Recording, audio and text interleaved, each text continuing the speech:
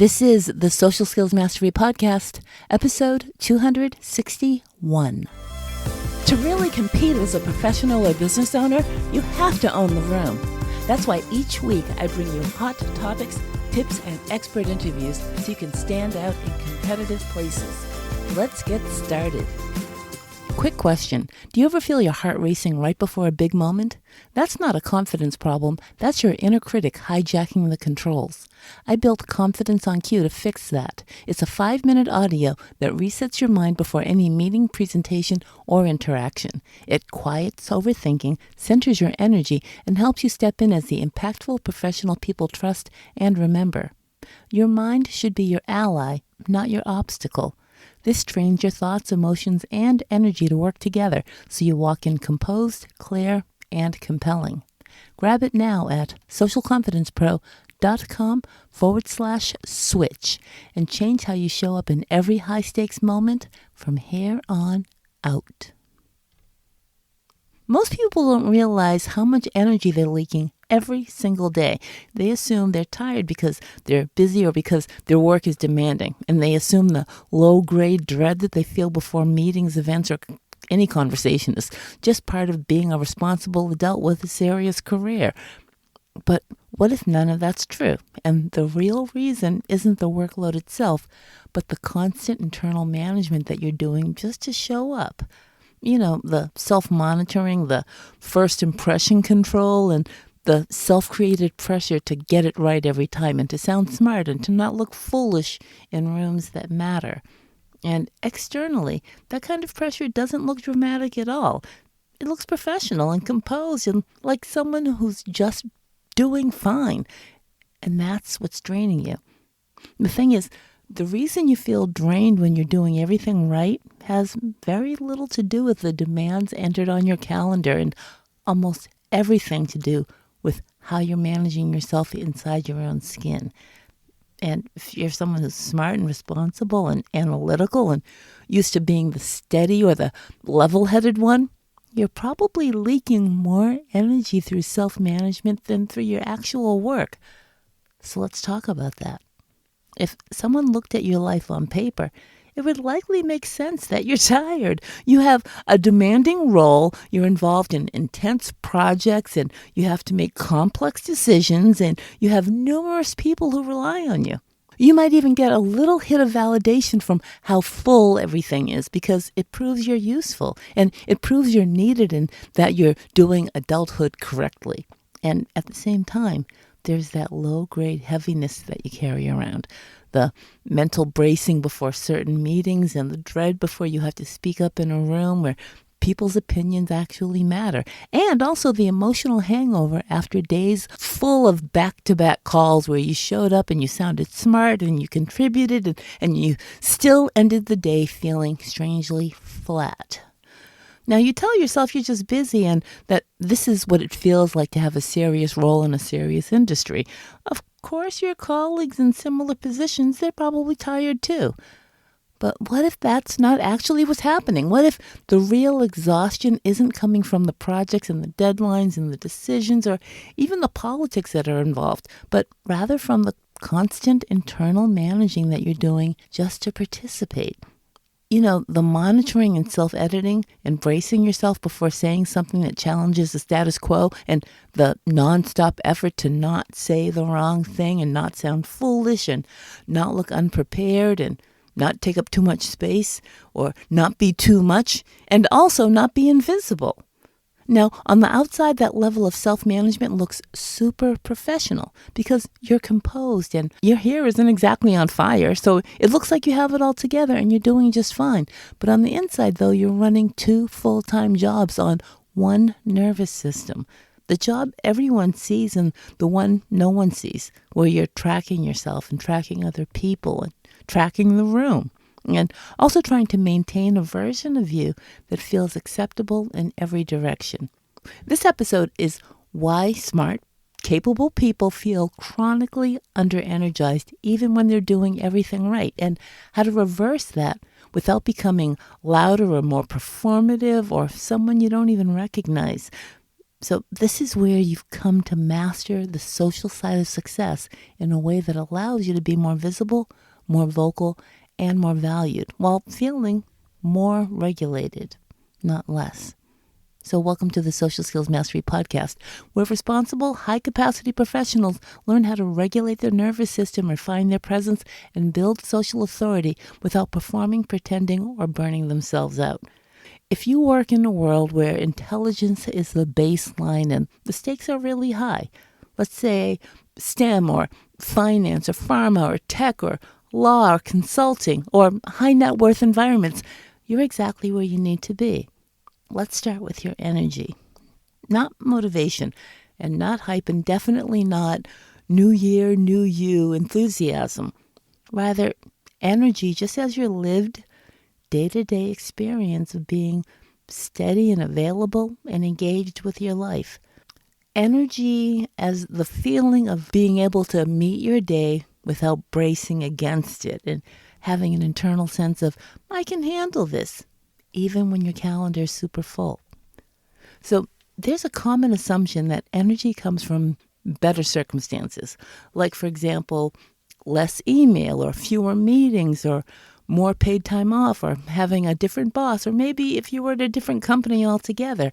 And yes, external demands do matter, but that's not the whole story.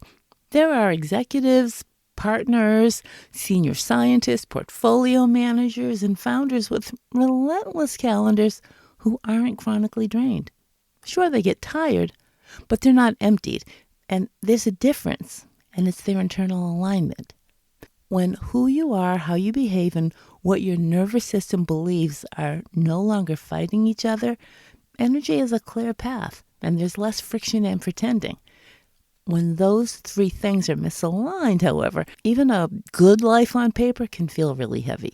And the more impressive your life is externally, the more confusing that heaviness becomes, because there's a part of you thinking, I shouldn't feel this way, and I have no right to feel this way. Other people would trade places with me in a heartbeat. That thought alone adds another layer of exhaustion. So if you're a very analytical person, this misalignment can show up as you're tracking everything from your words to other people's micro reactions to you, and how your voice sounds, and whether you're rambling or repeating yourself, and whether you're making sense to the people outside of your area of specialty.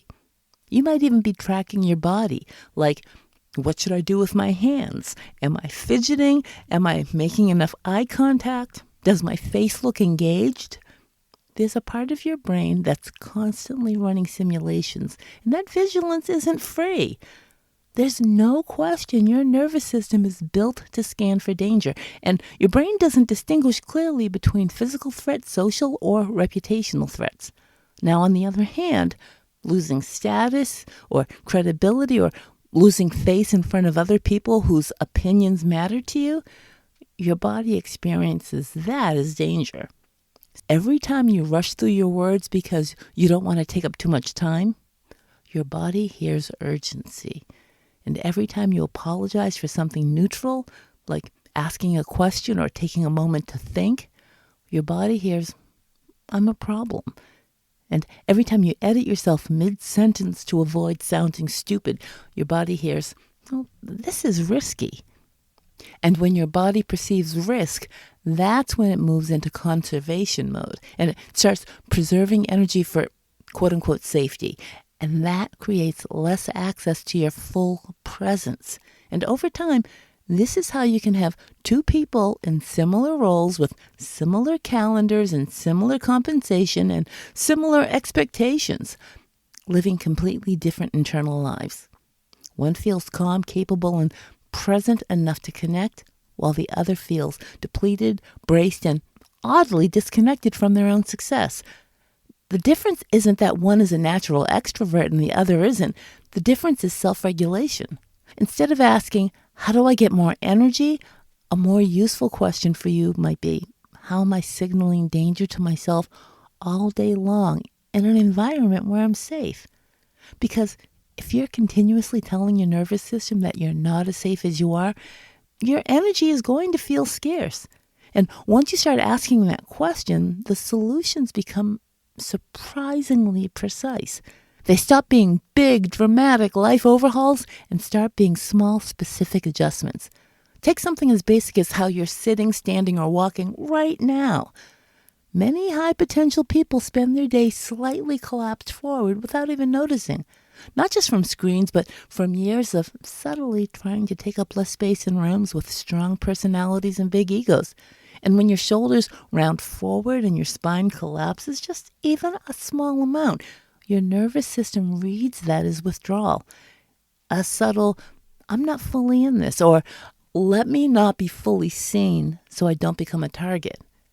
And when you allow your spine to lengthen just a bit, when your shoulders soften back down and they're not rigid and they're not posed, just relaxed, your body receives a completely different message. One that says, I'm not under attack. I'm allowed to stand right here. I belong at this table. That physical message gives your brain permission to relax a notch, which frees up your energy, and people feel that. Now think about how you speak. Many of the people who listen to this podcast have brains that move very quickly, so you connect ideas fast and you're able to see the risks and the implications 3 steps ahead of others. And you also speak quickly to keep up with your thoughts or because you don't want to waste people's time. Rapid speech, however, can just create a constant sense of internal pressure. Now, when you experiment with slowing down your speech by even just 5%, not in a dramatic public speaking course way, but just enough that you feel your words arrive instead of rushing past them. The first few times you do this, you may feel strangely exposed, like everyone's staring at you and you're taking too long. That is the process of recalibration. Your nervous system is adjusting to a new normal where you're not scrambling to justify your presence. And that recalibration is also where energy starts to return because you're using less fuel to outrun your own self-consciousness. Now, another powerful place to look is at how often you interrupt yourself. This is one of the most common patterns among smart, conscientious professionals. You start sharing a thought, and midway through, you have another one to add. So you roll with both. And while you're at it, you add 3 qualifiers to soften it. And you tack on a disclaimer that you might be totally off base. Does that sound familiar? Now, another scenario you may relate to is when you start to answer someone's question, and then you stop yourself and say, actually, never mind, I'm not going to weigh in on this. It feels polite and cautious, and it feels like you're being thorough, but over time, this habit subtly erodes your internal sense of authority, and you start to feel like your words are dangerous if not heavily edited. So try letting one full sentence land without correction. Say what you mean in a simple, clean sentence, and then stop. Don't follow it with, if this makes sense, or, but I don't know, or I could be wrong. Just let it exist. That single act is like lining up your thoughts and your expression on the same track. And that coherence between what you think and what you say is a key source of magnetism because people feel and hear it as steadiness, and your body, well, it's going to feel it as safety. You see, energy also leaks through constant self-observation, or the kind of internal surveillance where you're watching yourself more than you're actually in the interaction. And you're thinking, how am I coming across? Do they like me? Did that land? Do I sound confident enough? Am I too intense? Am I too quiet? And when that channel's running, you're not actually with the other person. You're with your own image of yourself. And that is so exhausting. One simple way to interrupt that pattern is to just let silence exist on purpose. An example could be when you finish a sentence, allow a natural pause. 1 breath. And don't rush to fill it with another justification or even a nervous joke. Now, to a dysregulated nervous system, silence feels like danger and like judgment and like they're thinking something bad. And to a regulated nervous system, silence is where people actually hear you and where you sense your own solidity. And when you allow silence to be there without scrambling, your body learns that nothing terrible happens when you're not producing words. Now, another sneaky drain is apologizing for neutral things. You probably don't think of yourself as someone who over-apologizes, but listen to your language for a day. Sorry to bother you. Sorry this is long. Sorry, quick question. Sorry if this is a dumb question. None of these things are moral crimes, and they don't make you a bad person. But every time you apologize where no apology is needed, you send yourself the message, my presence is a disruption, and my needs are an inconvenience, and my voice is extra. Of course, your nervous system believes you, and it files you under a problem to be managed. Now, you can start experimenting with removing sorry when nothing is actually wrong. Like replace sorry to bother you with, do you have a minute? Or replace sorry this is long with, here's the context. And replace sorry quick question with, quick question. You're not becoming rude, but instead you're becoming accurate. So let's talk about another pattern, which is social overfunctioning. This is when, in order to feel safe relationally, you overdeliver emotionally. You're always offering value and always explaining and always filling space with information to prove you deserve to be there. You may even educate and clarify and contextualize and overshare data. And it feels like you're being helpful and like you're earning your keep. But magnetism doesn't come from impressing people with how much you know. It comes from attunement and your ability to be with someone and track them and let them feel seen. So the next time you're in a conversation where you would normally start explaining, try this instead. Ask just one genuine question that you don't already know the answer to. Not a test question, a true curiosity-based question. How did you come to that conclusion? What's most important to you about that? What are you seeing that I might be missing? And then listen as if their answer truly matters to you. When you do this, you stop using energy to manage your image and start using it to connect. And people won't remember every clever thing you said. They will remember, however, how good they felt around you. And your body will remember that connection doesn't require performing at all. Now, underneath all these micro habits is something even deeper. And it's really important, and that's your values. Not in the corporate poster sense of values, but in the nervous system sense. Your nervous system knows when your days are aligned with what matters to you, and also when they're not. So most people aren't drained because their life is out of whack in some dramatic way. They're drained because there's a chronic misalignment between what they value and how they're actually living. For example, if you deeply value growth, but your days are a repetition of the same problems, the same meetings, the same surface level conversations with no learning and no quote unquote stretch, that stagnation is going to feel heavy. And if you value contribution, but in your role you feel invisible, like your ideas are either not heard or not needed, resentment will quietly build. And if you value autonomy, but you constantly overcommit, you say yes when you mean no, and you agree to things that you don't have the bandwidth for, you'll experience your own calendar as a threat. Instead of asking, what should I want at this stage of my career? Try asking, what do I want my days to feel like? Do you want them to feel spacious, or challenging, or collaborative, maybe impactful, or focused, or even creative? Just choose. Then look at your actual week and ask, where does my calendar currently contradict that? My friends, alignment is energizing. Misalignment is so draining. Let's touch on complaining for a moment, because when you fall into a habit of mentally rehearsing everything that's wrong, your boss, the culture, the process, the meeting that should have been an email, you're training your brain to scan for threat. instead of opportunities. And I know that your life is full of opportunities. You live in a state of something's wrong here. That state keeps your system activated even when you're sitting still. And complaining doesn't create power. It creates a sense of stuckness. So when you notice yourself in a complaint loop, you can gently question the thoughts that's driving it. Is this actually true? Can I absolutely know it's true?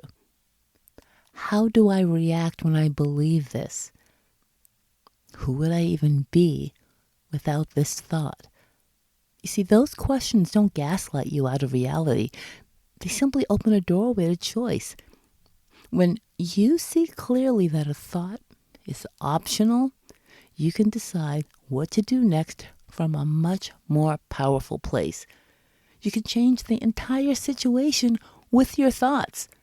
You can leave the situation, or you can accept it fully. And half acceptance, where you stay and simmer, that's what's draining you.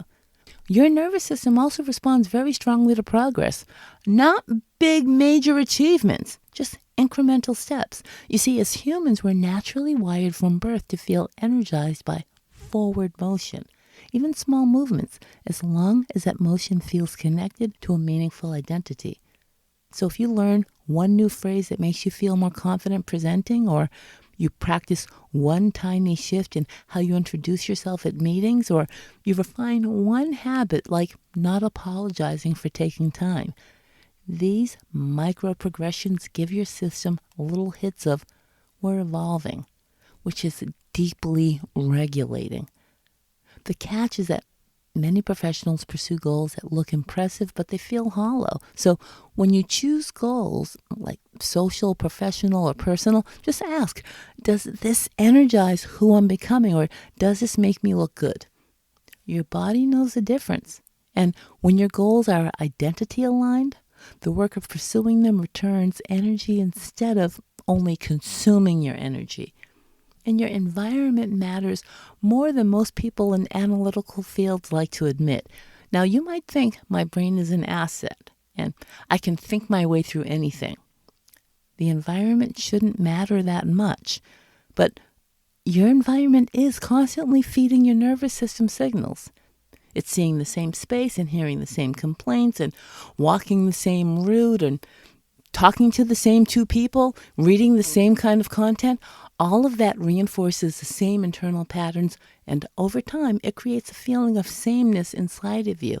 You become slightly dulled to your own everyday life. Start small. Just change one small element. Like, for example, taking a different path on your midday walk, or sitting in a different spot, or working from a different room or space once a week if you can.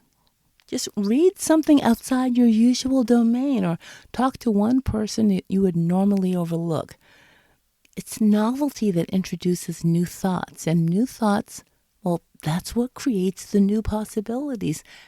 And it's those possibilities that give you the energy that people feel from you. You know, there comes a point in many responsible, high-capacity careers where you realize that you've spent years managing other people's comfort at the expense of your own.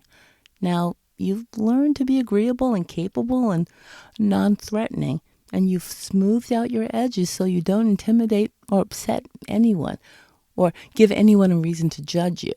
And you're proud of being easy to work with, but in the process, you've muted yourself. From this point forward, the work isn't about becoming louder or tuning yourself into some extroverted caricature of leadership. When identity and behavior line up, your nervous system stops having to manage the gap, and you stop performing a version of you and you start inhabiting the real one. And instead of rehearsing worst-case scenarios, like, what if I mess up? What if this goes badly? What if they think I'm not enough? Your brain becomes available to rehearse something else. What if this works? And what if I'm more capable than I've been believing all these years? And what if I can handle whatever happens? This isn't blind optimism. You're using your imagination in a way that supports your nervous system instead of terrorizing it. Life isn't meant to be endured. It's meant to be engaged with your whole system, with your whole being. Engagement doesn't mean ease, it doesn't mean every meeting is fun or every conversation is smooth. It means you're present with what's happening rather than constantly resisting it. So right now, as you're listening, notice your shoulders and just drop them a bit, and notice your jaw and allow it to relax. And notice your breath. Without forcing anything, see if you can let your exhale be one count longer than your inhale. It's these tiny, undramatic signals that teach your nervous system that in this moment, you're not under threat. The more often you send that signal in your actual day, before a meeting, before a presentation, or in the middle of a conversation, the faster your body learns that being seen is not inherently dangerous. It's the false thoughts you're thinking that create a space for false perceived danger to lurk. As people advance in their careers and their lives, it becomes very easy to live on autopilot to default and to organize your days around minimizing discomfort instead of maximizing meaningful engagement. It's tempting to believe that your energy is something you simply had more of when you were younger, and that this drained, slightly disenchanted version of you is just what happens. But energy isn't lost with age nearly as much as it's lost with disengagement. And when you act as if today actually matters, not dramatically and not with pressure, but with intention, you feel the difference. And you move between tasks instead of grinding through them. And you end conversations cleanly instead of replaying them all night. And you allow yourself to pause and to breathe and to feel your feet on the floor before you walk into the next room. This is what a social identity shift actually looks like for someone like you. Not becoming someone else and not slapping on networking skills or executive presence techniques. That feels fake. But it looks like becoming internally consistent. And when your identity, your behavior, and your nervous system are aligned, social magnetism is a byproduct. People experience you differently, and you love that you're the one who self-styled that persona. So life isn't happening to you in some mysterious, uncontrollable way. You're participating in it every single step of the way. You influence how you feel day to day, not just by changing your job or your industry, but by changing the way you signal safety or danger to yourself in the smallest moments. You don't have to wait for energy. You can generate it daily and on purpose by aligning who you are and how you show up and what your nervous system is allowed to believe about you. And when you do, you don't just become more energized. You become more visible, more vocal, more valued, and much harder to overlook. Not because you're trying to prove yourself, but because you're finally letting yourself be fully here. Thanks so much for joining me today. Bye for now. Wait, before you hit stop, let me leave you with this.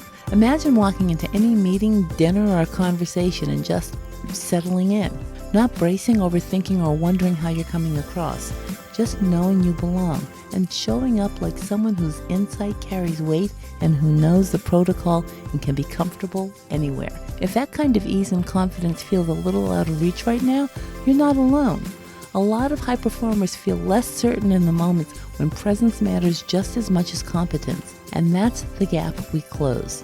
Let's talk. We'll look at what's tripping you up, what you want to feel more confident doing, and what it would take to show up with social polish and presence that matches your performance. If you're ready to feel more solid, seen, and like the leader you know you can be, head to socialconfidencepro.com/coach and choose a time. It's literally your call.